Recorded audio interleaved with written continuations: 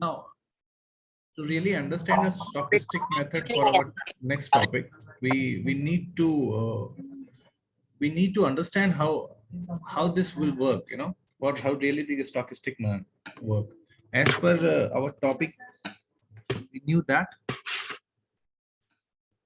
we are we are going for this stochastic methods and its implementation in artificial intelligence. Now, stochastic methods is giving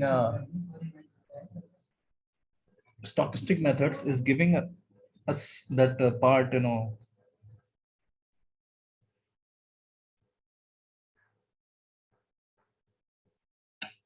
stochastic method is giving up the part from which we getting a pattern which is can't be predicted precisely from our intellect. It will only get predicted when we analyze that data. Okay. Now, so really understand this, we should understand what are the attributes of the you know the stochastic search should be. It is like the ease of programming. It's help to define the reasonable computer efficiency, and we have some theoretical foundations. It is like this. We came across about different stochastic methods. First of all, we initialize and we create a value, then we create a return and stop, then we create a iteration points. From this we get this three types of result: continuous result, discrete result, or non-continuous result. you know so these results can be should be noise free according for our output. So how we govern for that output issue, we need to understand. So this multimodal model gives us the output from like this, we from which we analyze our part. We can implement many algorithms and then compare that stochastic methods as well.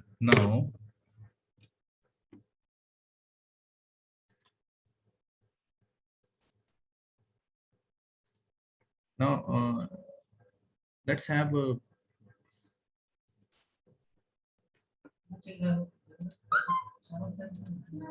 some different PPTs as well. It will help us to analyze the thing in better way.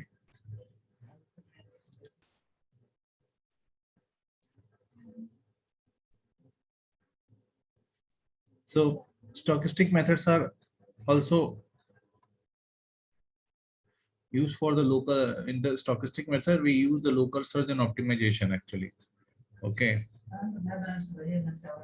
What really we do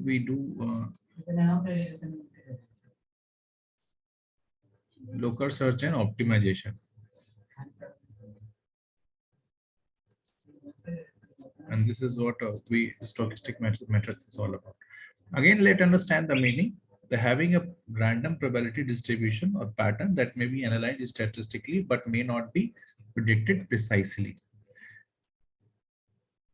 तो अब थोड़ा चलते हैं topic पे, stochastic methods, और हम देखते हैं। देखिए, एज पर आवर डिस्कशन हमको क्या समझ में आता है कि स्टॉकिस्टिक मेथड कहीं भी लगा सकते हैं जिसमें हमको एक पैटर्न को पुश करना होता है। तो वो हमको अभी जो मेरा फोकस है वो है डेटा एनालिसिस में। तो देखते हैं क्या क्या चीजें अवेलेबल हैं डेटा एनालिसिस वाले पार्ट में। ठीक है, क्योंकि हमारा जो पैटर्न है इसको पढ़ने का ये है कि जो जो मेथड अवेलेबल है पहले उसको पढ़ते हैं, उसके बाद आगे बढ़ते हैं। ठीक है, अब इसमें आप देखो, इन्होंने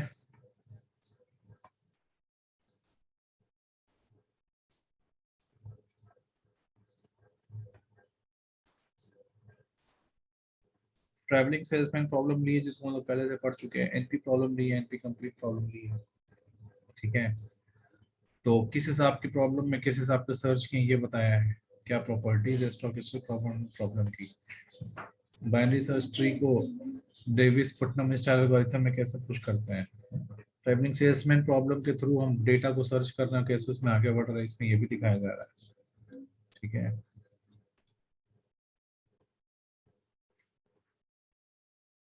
ठीक। आप अभी समझिए, देखिए इसका कहाँ कहाँ इम्प्लीमेंटेशन है, पीपीटी में करके डेटा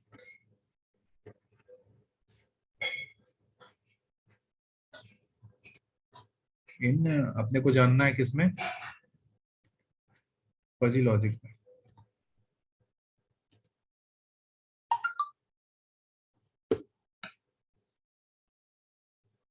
तो फजी लॉजिक पे जब इसकी इम्प्लीमेंटेशन आप करते हैं तो देखिए इसके लिए रिसर्च पेपर आ जाता है। मैं आपको यही बता रहा हूँ कि जो कॉन्सेप्ट्स अवेलेबल हैं इधर उधर, उसी को हम अपने कंप्यूटर साइंस को as a service branch implement करते हैं। ठीक है, ठीक है।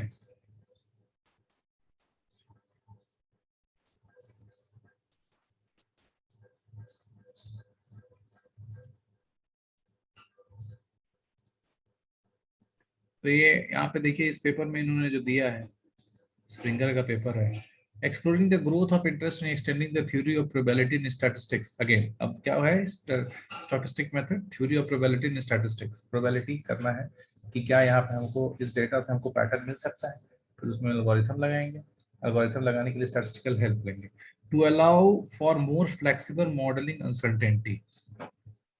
ठीक है, ignorance and fuzziness. The property of fuzzy modeling are investigated for statistical signals, ठीक है, which benefit from the property of fuzzy modeling। ये हम लोग statistical signals और fuzzy modeling में जो मैंने आपको बताया था LP, MP, ठीक है, most probable, least probable, ठीक है, least positive, most positive, least negative, most negative। तो ये क्या है, वो आपके जो स्टैटिस्टिकल सिग्नल्स में वो कन्वर्ट हो जाएगा, वो जो फजी लॉजिक है, और उसकी प्रॉपर्टीज को हम मॉडलिंग करेंगे। ठीक है, और एक्चुअली में एक रिसर्च एरिया है जिसको हम कहीं भी इम्प्लीमेंट कर सकते हैं, जहाँ भी हमारे पास डेटा है उसको हम कहीं भी इम्प्लीमेंट कर सकते हैं एक्चुअली। ठीक है, दिस रिलेटिवली रिसर्च एरिया में बेसिकली आइडेंटिफिकेशन और उसको मॉडलिंग को पुश करने के काम आता है। यहाँ पे स्टैटिस्टिकल या स्टोकेस्टिक सिग्नल काम करते हैं। This research makes explicit comparative investigations and positions fuzzy modeling in the statistical signal processing domain next to non-linear dynamic system। ठीक है, तो ये है, इस हिसाब से चीजों को कर सकते हैं, आप समझ सकते हैं। अभी ये समझा गया कि क्या है, अभी और देखते हैं और एक्सप्लोर करते हैं। ठीक है, देखिए हमारी जो अभी लर्निंग चल रही है, फ्लिप लर्निंग चल रही है, क्या क्या चीज सिस्टम में चीजें अवेलेबल हैं उसको पहले जानते हैं, फिर अपनी पढ़ाई को उससे रिलेट करेंगे। अब यहाँ पे देखिए एक इंट्रूजन डिटेक्शन कर रहे हैं फजी स्टोकेस्टिक लोकल सर्च के थ्रू। जो आपके एंटीवायरस का जो कॉन्सेप्ट है उसके पीछे का ये लॉजिक है एक्चुअली। ठीक है, लोकल सर्च क्वालिफायर का, कि जहाँ पे stochastic local classifier combined with fuzzy logic concept for intrusion detection. The proposed classifier works on knowledge based model as a fuzzy rule if then and improved by using stochastic local search. The method is tested on the benchmark KD99 intrusion dataset and compared with the under existing technique for the intrusion detection। ठीक है, अब ये क्या कर रहा है कि fuzzy logic का यूज करके सिस्टम में जो भी वायरस या हमारे जो कंप्यूटर सिस्टम में जो भी वायरस या क्या कहते हैं उसको, वर्म्स हैं, उनको पहचानता है, ट्रोजन्स हैं उनको पहचानता है और हमें बताता है, और हम उसकी इम्प्लीमेंटेशन करते हैं। ठीक है, ऑप आ गया ये, मतलब अब देखिए कैसे कैसे चीजें चल रही हैं। पहले हमने स्टोकेस्टिक एनालिसिस किया, तो ये बताता है कि प्रोबेबिलिटी एनालिसिस करता है और स्टैटिस्टिकल मेथड को बेस पे जो हमारी अंदर डेटा के अंदर जो पैटर्न छुपा है उसको एनालाइज करता है। फिर हमने थोड़ा सा आगे बढ़ा तो इसका इम्प्लीमेंटेशन देखने को चाहा, तो इसका इम्प्लीमेंटेशन हर जगह करीब करीब। फिर हम इसको कंप्यूटर साइंस के डोमेन में लाते हैं और फजी लॉजिक के डोमेन में लाते हैं। फजी लॉजिक के डोमेन में लाता है कि भाई ये जो सिग्नल्स हैं उनको हम स्टैटिस्टिकल कोऑर्डिनेट्स के थ्रू लोकेट करते हैं, और स्टैटिस्टिकल कोऑर्डिनेट्स के थ्रू लोकेट करके हम उस पर अपना काम करते हैं। अब फिर आप आगे आते हैं तो उसके एक राइट नाउ इम्प्लीमेंटेशन मिल जाता है। स्टैटिस्टिकल कोऑर्डिनेट में जो हम बनाते हैं least positive, most positive, neutral और लीस्ट नेगेटिव। अब फिर क्या करते हैं कि इसके एक इम्प्लीमेंटेशन मेथड देखते हैं। तो इम्प्लीमेंटेशन मेथड में एक रिसर्च पेपर हमारे पास है, intrusion detection using fuzzy stochastic local search classifier. है। तो for the stochastic local search classifier हम क्या करते हैं कि एक एक तरीके से आप समझिए कि जो भी आपके सिस्टम में इंट्रूजन है, जो भी बाहरी तत्व उसको पहचानना है, तो या तो वो वायरस होगा या ट्रोजन होगा, फॉर्स होगा या रोम होगा, या बहुत कोई ऐसी फाइल जो हम नहीं चाहते हैं सिस्टम में, उसको लोकल सर्च करने के लिए हमने डाल दिया, एल्गोरिथम का इम्प्लीमेंटेशन कर दिया। ठीक है, इन्होंने फिर उसके एल्गोरिथम को इम्प्लीमेंटेशन करने के लिए इफ देन का मॉडल किया, फजी रूल इफ देन, फिर इम्प्रूव किया स्टोकेस्टिक लोकल सर्च को, तो finally K9 intrusion data set के थ्रू उसको कंपेयर किया डिफरेंट टेक्निक्स और आपको रिजल्टेंट दे दिया। तो ये पूरा एक देखिए कैसे, ये मैंने आपको कॉन्सेप्ट समझाया है कि ये जो आप हम लिखते हैं ना स्टोकेस्टिक सर्च मेथड्स, तो ये हर जगह यूज होता है, हर जगह यूज होता है। क्या उसकी एक लाइनिंग है, किस हिसाब से वो चलता है, ये हमने देखा। अब देखिए एक और बात है, अब एक और पेपर है इंटेलिजेंट डेटा एनालिसिस का। ठीक,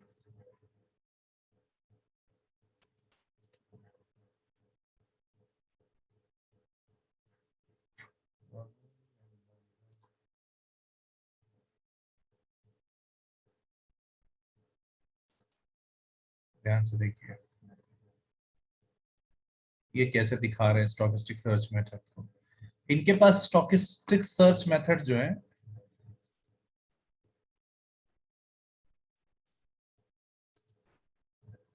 क्या है ये, अच्छा ये ACM की लाइब्रेरी है।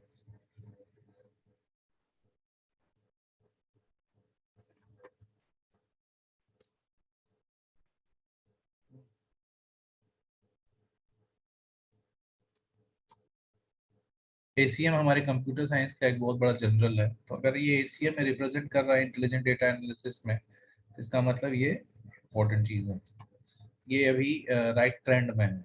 ACM जैसे IEEE आप समझ लीजिए इलेक्ट्रॉनिक्स के मैक्सिमम हार्डवेयर के रिलेटेड चीजों का एक रिप्रेजेंटेटिव है, और ये कहिए कि वो उसे मशाल की तरह लेके दौड़ता है। तो वो ऐसे ही हमारा ACM भी है, जो कंप्यूटर साइंस के रिसर्च को लेकर ट्रस्ट समझता है। स्टोकेस्टिक मेथड से बता रहा है कि मैथमेटिक्स ऑफ कंप्यूटिंग में यूज है, जिसमें मैथमेटिकल एनालिसिस करते हैं, फिर मैथमेटिकल ऑप्टिमाइजेशन करते हैं, फिर कंटिन्यूअस ऑप्टिमाइजेशन करते हैं, फिर स्टोकेस्टिक कंट्रोल और ऑप्टिमाइजेशन करते हैं, फिर प्रोबेबिलिटी और स्टैटिस्टिक्स लगाते हैं, फिर प्रोबेबिलिटी रीजनिंग एल्गोरिथम्स लगाते हैं, फिर Markov chain Monte Carlo methods लगाते हैं, फिर सिमुलेटेड एनीलिंग करते हैं।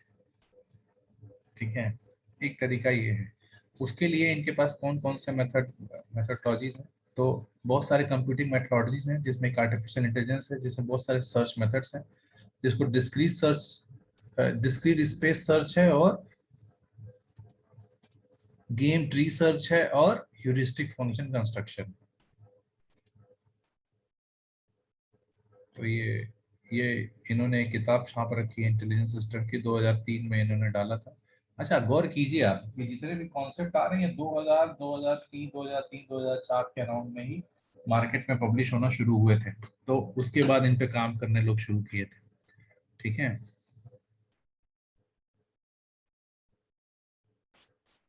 और क्योंकि ऐसी किताबें जो होती हैं हमारे जनरल यूज के लिए नहीं होती हैं, तो ये जो रिसर्चर्स होते हैं इन वेबसाइट्स पे जाके चीजों को समझते हैं।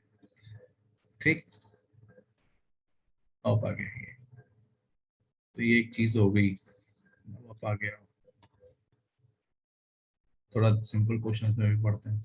Stochastic search algorithm are designed for problems with inherent random noise or deterministic problems solved by injected randomness। ठीक है,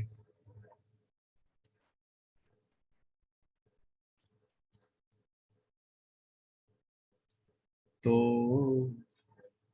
उसको थोड़ा ध्यान से देखते हैं कि stochastic search algorithms are designed for problems with inherent random noise for or deterministic problems solved by injected randomness। इसको ध्यान से पढ़िए और समझिए क्या कह रहे हैं।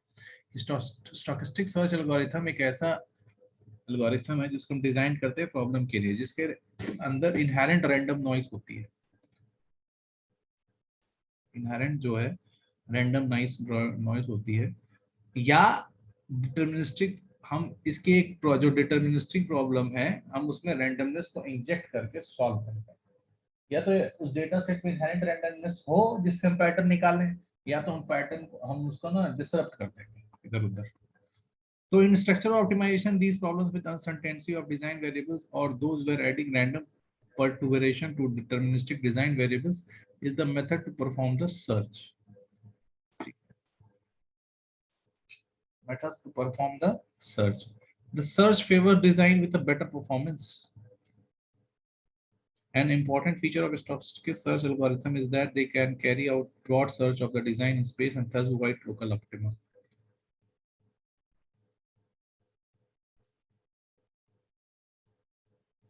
Also, stochastic search algorithms do not require gradient to guide the search, making them a good fit for the discrete problem. इसमें क्या कर रहा है कि ब्रॉड सर्च एरिया को देखता है जिससे वो लोकल ऑप्टिमा, जैसे लोकल ऑप्टिमा का मतलब क्या है कि हो सकता है कि अगर आप एग्जांपल लें कि बीआईटी क्लास के स्टूडेंट्स का इंटरेस्ट डेटा एनालिटिक्स सब्जेक्ट में है या नहीं है, तो इसको डिजाइन करेंगे तो हो सकता है कि निकल क्या नहीं है। लेकिन अगर डेटा एनालिटिक्स पूरे इंडिया के बच्चों के साथ किया जाए तो निकल के आएगा हाँ है। तो लोकल ऑप्टिमा में तो भाई इंटरेस्ट नहीं है, लेकिन अगर ब्रॉड लेवल पे जा रहा है तो इंटरेस्ट डेवलप हो रहा है। इस चीज को हमको स्टोकेस्टिक सर्च एल्गोरिथम्स में देखना पड़ता है। ठीक है। Stochastic search algorithms do not require gradient to guide the search and making them good fit for the discrete problems. ठीक है। अब ग्रेडियंट्स का कॉन्सेप्ट क्या होता है? ग्रेडियंट्स क्या है? लेवलिंग डिफाइन करता है डेटा की किस हिसाब से हम बात करते हैं। तो ये जब हम प्रैक्टिकल यूजर्स देखते हैं और जब इम्प्लीमेंटेशन करते हैं तो हमको पता चला है। However, there is no necessary condition for an optimum solution, and the algorithm must run multiple times to make sure attained solution are robust.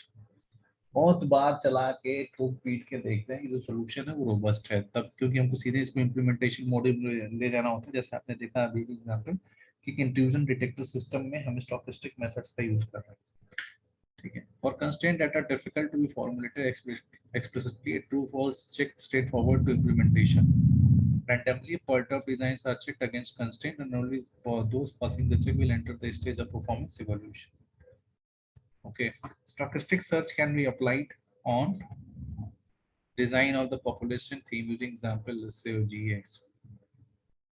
अब ये SC और GA क्या है?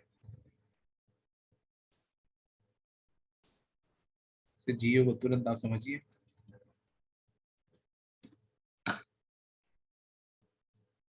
सिमुलेटेड एनीलिंग और या जेनेटिक एल्गोरिथम। तो इसके इससे ये दो तरीके होते हैं चीजों के समझने के। अब इसको लोगों ने बड़े सारे कंपैरेटिव स्टडीज कर रखे हैं इससे जीए मेथड्स के। तो क्या बात समझ में आई कि हम रैंडमनेस को पुश करते हैं अपने स्टोकेस्टिक मेथड सर्च में, और उस मेथड सर्च को करने के लिए हमारे पास दो एल्गोरिथम्स हैं। वो एल्गोरिथम क्या है? जीए और एसए। तो जीए का मतलब क्या होगा जी? Genetic algorithm. और एसए का मतलब क्या होता है? Simulated annealing. सिमुलेटेड। अब एक और शब्द है एनीलिंग। एनीलिंग का मतलब क्या होता है?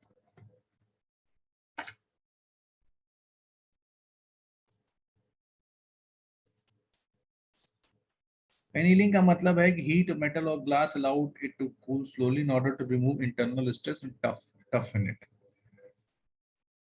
Recombined DNA in double standard form. Annealing का मतलब क्या होता है कि आप किसी डेटा को एल्गोरिथम के साथ बहुत ज्यादा वर्कआउट कर रहे हैं और उसके बाद उस डेटा से जो पैटर्न या अपना रिजल्टेंट निकाल रहे हैं तो वो हम बात करते हैं।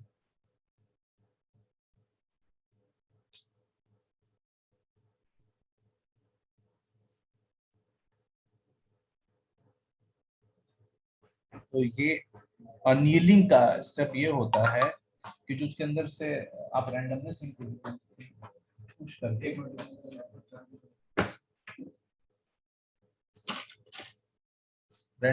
पुश करके आप उसके अंदर से चीजों को हटाते हैं। हाँ, चीजों के जो उसके अंदर की उसको टफन अप करते हैं कि जो हमारे डेटा से रिजल्टेंट आया है Google Meet is not working today, and that is a blunder issue. Saturday को जानबूझ के ऑफ किए होंगे नहीं ज्यादा नहीं नहीं, उसका नया UI आ रहा है, अपडेट कर दो।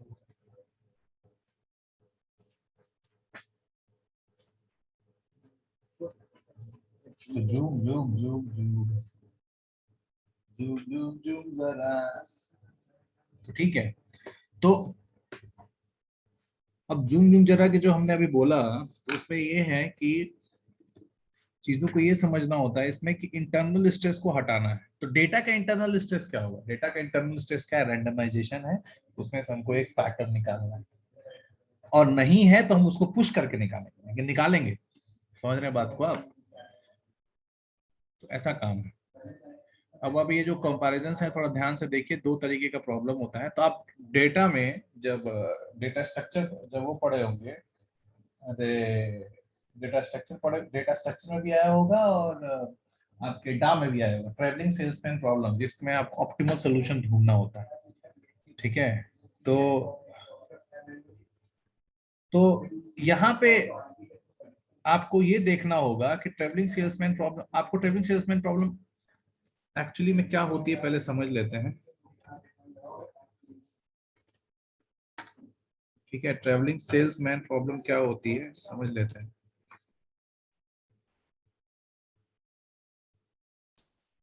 उसके बाद उसको समझना आसान होगा। मैं इस समय फ्लिप लर्निंग मोड में हूँ, आपको सबसे पहले इंटरनेट पे अवेलेबल जितनी चीजें उनको समझा दे रहा हूँ। देखिए, the travelling salesman problem is the challenge of finding the shortest and most efficient route for a person to take a list of specific destinations. It is well-known algorithm problem in the field of computer science and operation research.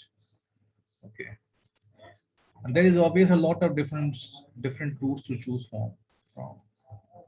But finding the best one, the one that will require the least direction or cost is what mathematicians and computer scientists have decades trying to solve for.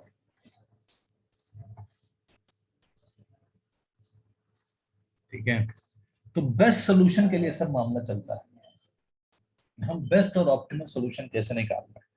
और जो हमारे stochastic method है वो भी उसी direction में काम कर रहा है कि हम डेटा जो अवेलेबल उसमें से रैंडमनेस हटा के बेस्ट सोल्यूशन कैसे निकालना है। इसमें क्या है कि टीएसपी के साथ सबसे बड़ा फायदा या नुकसान ये है कि बहुत इजीली डिफाइंड हो जाता है, लेकिन सॉल्व बड़ा टफ होता है। तो TSP belongs to the class of combinatorial optimisation problem known as the NP complete. ठीक है, this means that TSP is classified as NP hard because it has no quick solution and the complexity of the calculation is the best route will increase when you add more destination to the problem. आपको 3 destination में अगर problem solve करना तो आसानी से हो जाएगा, लेकिन अगर भाई 30 हो जाएगा तो प्रॉब्लम बहुत ज्यादा बढ़ जाएगी। The problem can be analyzed by every surround trip and shortest one, however, there's a number of destination increase, the corresponding number of routing surpasses the capabilities of the fastest computer.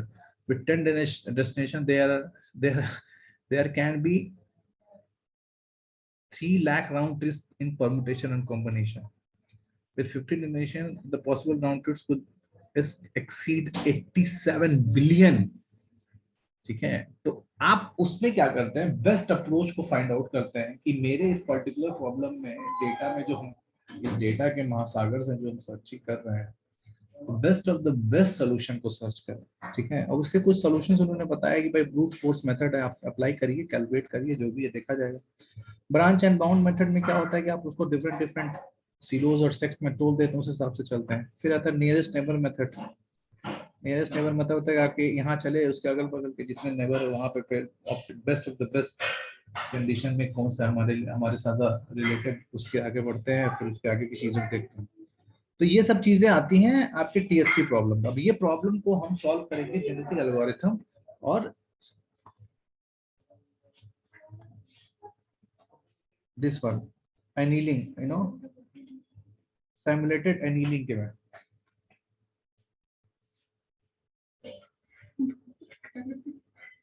ठीक है, simulated annealing. तो simulated annealing हम कैसे चलेंगे ये भी देखना होगा। तो सिमुलेटेड एनीलिंग में क्या होता है, हम अपने प्रॉब्लम सेट को जान रहे हैं कि हमको best of the best solution चाहिए।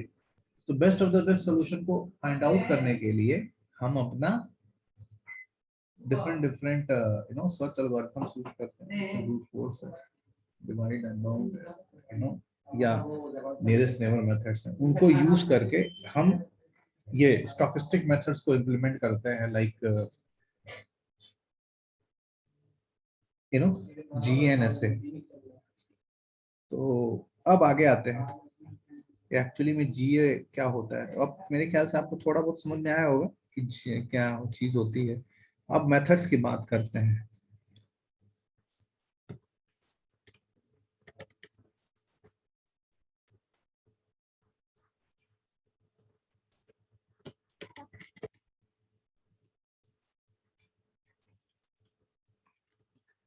समझते हैं कि इससे जीए है क्या।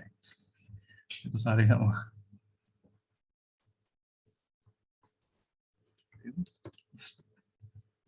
stochastic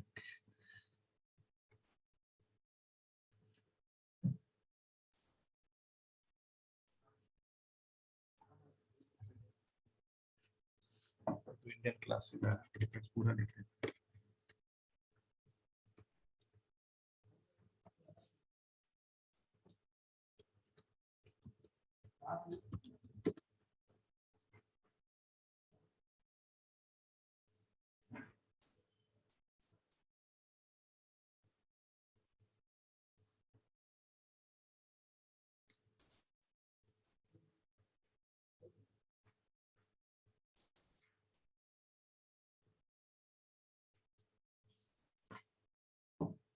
ये तो खैर ये जो बता रहे हैं ये डिस्क्रीट मैथमेटिक्स के रिस्पेक्ट में है कि डिस्क्रीट के पैरामीटर्स के साथ ये कैसे काम करता है। हमको अपना कंप्यूटर साइंस के स्ट्रक्चर जानना है। Stochastic process methods like genetic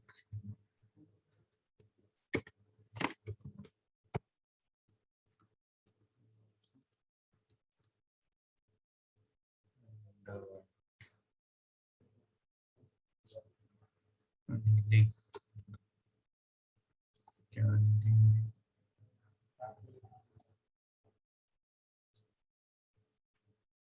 simulated annealing,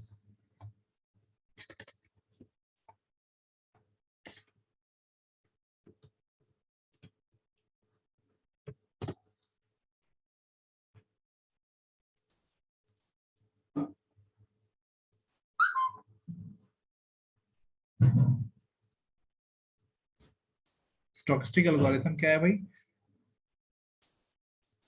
ये भी देखते हैं मशीन लर्निंग में आगे कैसे काम करते हैं।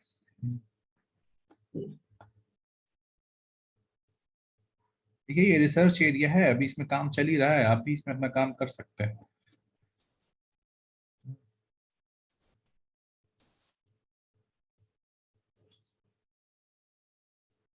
What are the relevant differences between terms of performance and use case between simulated annealing with beam search and genetic algorithm? तो डिफरेंस क्या होता है उसको यहाँ पे जानना होता है। So simulated annealing take a population and applies a reducing random variation to each number of population. It is a technique for approximating the global optimum of a function. यहाँ पे हमें global optimum देखते हैं। Specifically, it is a meta heuristic function to approach global optimization in a large search space for optimization problem. The rate, amount, and type of the random variation is the part of the designing process. ये होता है simulated annealing. Genetic algorithm क्या होता है? Genetic algorithm takes a population, repeatedly tags two members of the population and mates them to produce a new member. दो member लेता है, हम नया मेंबर क्रिएट करते हैं। तो न्यू मेंबर में भी replace the new population, the parents may be removed from the original population. They may always produce two children. The manner in which they are chosen, the manner in which they mate, the number of parents allowed to participate in mating, many other factors are can be altered. ठीक है, तो ये दो information को cross करके एक नई information निकालता है, तो ये है जेनेटिक एल्गोरिथम। तो genetic algorithm maintains a population of possible solution and at each step selects pairs of possible solution, combines them, crossover, and applies some random changes. The algorithm is based on the idea of the survival of the fittest, where the selection process is done according to the fitness criteria. Usually in optimization problem, it is simply the value of the objective function evaluated using the current solution. The crossover is done in the hope that two good solutions when combined might give a better solution.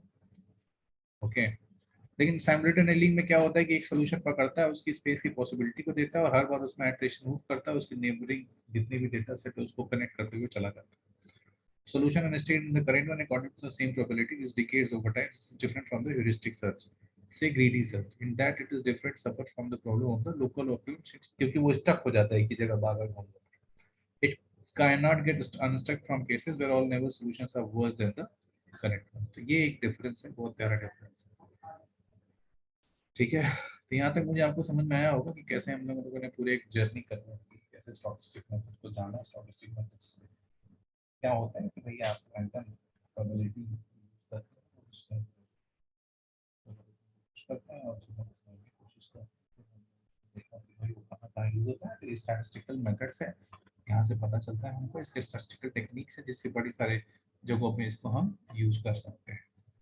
ठीक है, structure continuous parameter and discrete space. और फिर random selection, फिर random selection इसमें क्या करता है कि हम डेटा सेट को रैंडमाइज करते हैं, रैंडमाइज करने के बाद कि पहले तो रैंडम है, रैंडमाइज है, अब उसको रैंडमाइज करेंगे। एल्गोरिथम्स में पास बड़े सारे तरीके होते हैं समझने के। ठीक है, स्टोकेस्टिक मॉडलिंग करते हैं, ये तरीके होते हैं रैंडमाइज स्टोकेस्टिक सर्च मेथड्स की, मैथमेटिकल कंप्यूटिंग एनालिसिस करते हैं, बाद में हम सिमुलेटेड एनीलिंग करते हैं, या तो हम आर्टिफिशियल इंटेलिजेंस की सर्च मेथड्स के थ्रू जेनेटिक एल्गोरिथम की discrete space search, game tree search और ये सब चीज़ों को इम्प्लीमेंट करते हैं। ठीक है, तो ये या तो सर्च मॉडल हम फॉलो कर लें या हम अपने चीज़ों को देख लें। सर्च मॉडल को फिर हम क्या करते हैं, सर्च मॉडल को हम फिर इम्प्लीमेंट करते हैं किसी जॉब में, जैसे यहाँ इस पेपर में दिखा गया है कि intrusion detection using fuzzy stochastic local search classifier में इसको हम इम्प्लीमेंट करते हैं। ठीक है, तो आप आगे आइए।